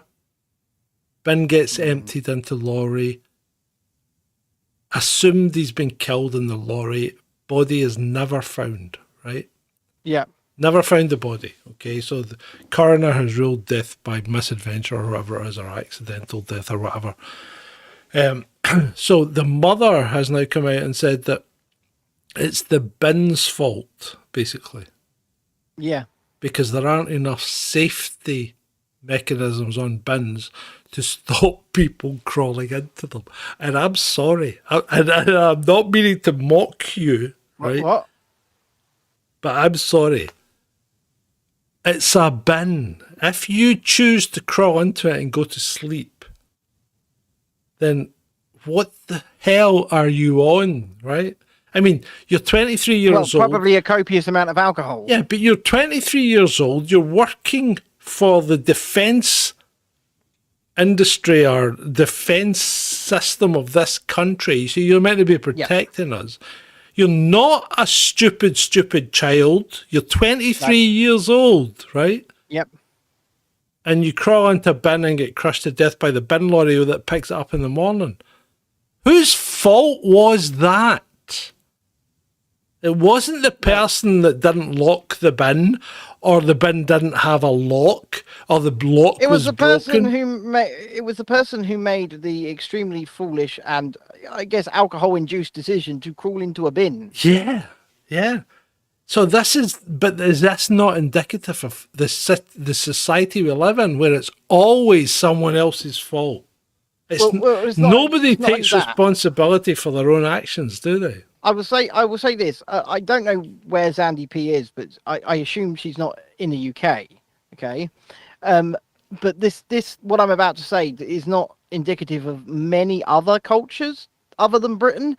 We seem to have a very, very big binge drinking. Oh, of course we do. Yeah. And it's almost an inherently British thing. Let me go and get another bottle of wine. Actually, we're near the end of the show, John. I'm kidding. Yeah. But no, we have this culture in this country where if you go out for a drink, you can't just have one, right? You can't have one. No. You can't have a social drink. You are going to get yourself blotto plastered and show your ass in the street. Andrew, I tell you what, Andrew, once I've written the book, writing the book. You want to read it? Well, I think I might. I'm going to do it over the winter again, right? But but you want to read the chapter about? You want to read the chapter when we go shooting with the local territorial army, the shooting competition with the territorial army. You'll enjoy that. That's all he's going to say. That's all I'm saying. Because you'll need to read the book. Right. Do we have I can't believe how quickly and easily this show has flowed. We're at an hour and 40 minutes. Right. So I've got well. one item. What else have we got? I've got one. I'm enjoying this. One item left, mate. One item. Go for it. Give it to me, baby. So what I'm going to read is a campsite. Now, I want you to guess the country that this is, okay? Right, go for it. Right. But this is a campsite, and these are the rules. We are glad you are here. Below are a few rules to help you and others enjoy the wonderful environment. It's looking good so far? Yeah? Sounding good? Looking good. Number 1. Yep, sound good. 1. If there is a problem with your campsite, you must tell us about it immediately. Please do not wait until you get home and let us know via a review on the third-party site. By then, it is too late for us to help you with your situation. If you tell us right away, we can address it. If you wait until you get home and we find out via third party about the issue, you will not be welcomed back. That's a kind of hard start. That's American. Sorry? I said that's American. Right, okay. Number 2. Drinking and smoking is allowed in your campsite as long as everyone in your group, including children, is over the age of 18. If you have anyone, capitals, underage in your campsite, even a tot, there is to be no drinking or smoking. Yes, even if the minor is not doing the drinking or smoking. If this rule is broken, you will be sent off and you will not be welcomed back. That was 2. 3. See that little dial, the numbers on your car dashboard? That is a wonderful little device called a speedometer, and it tells you how fast you're going. Please be mindful to make sure the little arm does not go past 10 kilometres per hour at any time in the loop, or 15 kilometres per hour on the camp road. What? It's not the UK, it's not the States. Exactly. Any violation will result in a $50 fine for the first offence. For further offences, you'll be asked to leave and will not be welcome back. Canada. It's got to be Canada. It's got to be Canada. You've nailed it. Oh, Canada. 4. Campfires are permitted from 7 p.m. until 10 p.m, at which time they must be doused completely with no embers. They may not be taller than 45 centimetres. This means 45 centimetres, not 46. What the fuck? Firewood must be purchased from the host stand at $10 a bundle. No other firewood is permitted. Brackets, it has critters in it. Close brackets. If you violate this policy, you will lose your campfire rights for the remainder of your stay. I don't want to stay here. Fucking hell. I don't want to stay here. Oh, there's only 3 left. 5. What do you mean there's fucking 3 left? Oh, there's only 7, right? There's only 7 stipulations. I mean, it's quite reasonable, isn't it? 5. There is no noise of any kind permitted after 10 p.m. This means radios, talking, generators, etc. Quiet whispering is allowed and encouraged. You're paying these people to be there. Radios with earbuds are permitted with the permission of the camp host after this time. If you violate this policy, you will be sent off at first light and will not be welcomed back. First light. And if that's Canada, first light's going to be kind of on a par with Scotland, so you're going to be up at like 3:30 in the morning. Before you do the last two, Zandy P, I will personally address your question after we've done this. Right, 6. There is to be no charging devices of any kind on the premises. This includes using a charger bank to charge. If you violate this policy, your device and your charger will be confiscated until you leave. How would they know? How You're would paying they them know? to be there. I know. 7. And there's a typo here, but I'm going to speak it as it's written. Checkout time is 11 a.m. sharp. Not 11:01. 11 a.m. If you are past this time, there is a $5 per minute charge. Per minute. Per minute. Again, we welcome you and look forward to your stay. If you have any questions, please feel free to come to the front office at any time between 8 a.m. and 6 p.m. and we will help you out. After hours emergencies only, you can reach us at 0780. That's a campsite and a half, isn't it? That's somewhere I'm never staying. Oh wow, that was incredible. That was incredible. I just had to think that's imagine. See if you turned up and that was the rules, would you not go fuck you? I think I'm gonna expand on what Spencer's just said here, right? You turn up. There's going to be a guy in a very papers, please. In a very nice suit. Give me your papers, please, sir. Your papers, please. Indeed. Papers. Right, Zandy P has asked a question, and I do want to address it. Right, she says, "Did Brexit profit or ruin England? In honest, you answer, guys." She means economically. And that doesn't make any difference. Well, the answer is pretty much it's made no difference. Yeah, no really. difference. I'll tell you what has economically ruined England is it's the lockdowns. Yeah, shutting your economy down for 3 years. Of closing the economy has absolutely. That's what the cost of living crisis is. So this is you've never watched a show before. I'm actually qualified in all of this. They did something called quantitative easing in this country, and that is when they closed the economy, they created the furlough system. And in order to do that, they had to create money from nowhere. So the Bank of England went and they put some zeros on their screen to, inflate the amount of cash that's within the economy. But let's say that, let's say, for example, this can of cherry Coke is the economy. That's the value of the economy. And then you can take little bits off of it and spend it. There's your pound, there's your pound, there's your pound, there's your pound. But when you do this quantitative easing, this does not change size. This stays the same size. But everything gets a little bit smaller and worth a little bit less. And that's how we've created our current cost of living crisis. Now, Brexit, I think because of what's happened over the last 3 years, we will not know the real impact of Brexit on our economy for at least probably another 5 to 10 years. And let's face it, the people in charge have got absolutely no clue what they're doing. That's the answer. I can't give you any more than that because that is the answer. So actually, Andrew came up with a good question. Is it Oz or New Zealand, then I don't think it would be Australia, right? No. But it could be New Zealand. Could be Jacinda at the gates. I still think Canada though. I still think Canada, but it could be New Zealand. It could be. It could be. And on that note, ladies and gentlemen, boys and girls, children of all ages, if you've been watching this show, I apologise. Thank you, one and all, for joining us this Wednesday night for episode. What number is it? 237. 237. And That is... we will see you on Friday night. It's been great. For you. Cause I don't give a fuck what you say. Yeah, I'ma do shit my way. So you can go kick rocks, I'ma stack bricks up, build what I want to make.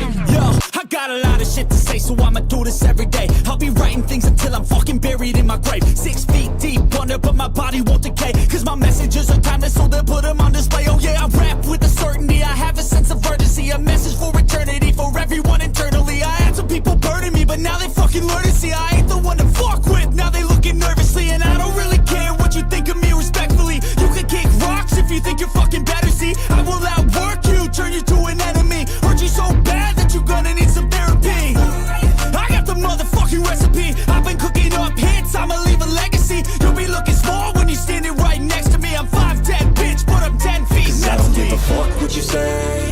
Yeah, I'ma do shit my way. So you can go kick rocks, I'ma stack bricks up, build what I want to make. Cause I don't give a fuck what you say. Yeah, I'ma do shit my way. So you can go kick rocks, I'ma stack bricks up, build what I want to make. Yeah, I'ma do it my way.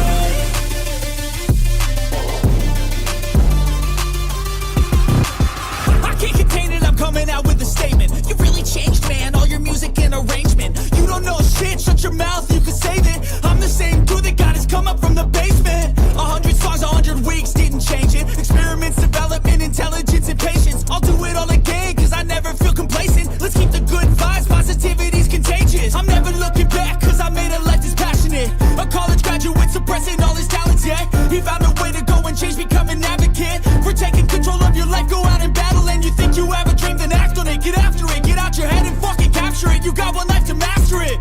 Don't give up on your future, we all start losers. We're all late bloomers, gotta struggle through the sewer. What you say, yeah, I'ma do shit my way. So you can go kick rocks, I'ma stack bricks up, build what I want to make. Cause I don't give a fuck what you say. Yeah, I'ma do shit my way. So you can go kick rocks, I'ma stack bricks up, build what I want to make.